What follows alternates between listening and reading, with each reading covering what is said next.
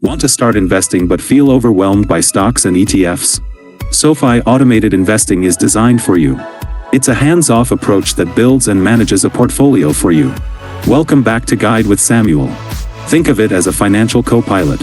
You answer a few questions about your goals and risk tolerance, and the algorithm does the rest, including automatic rebalancing. First, in the SoFi app, go to the Invest section and select Automated Investing. You'll start by taking a short questionnaire about your investment timeline, financial goals, and how comfortable you are with market swings. Based on your answers, SoFi will recommend a portfolio for you.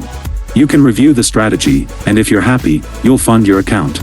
You can set up a one-time deposit or recurring transfers. And that leads to my crucial pro tip: set up recurring investments. The real power of automated investing is dollar cost averaging. By investing a small amount regularly, you buy more shares when prices are low and fewer when they're high, smoothing out your average cost over time.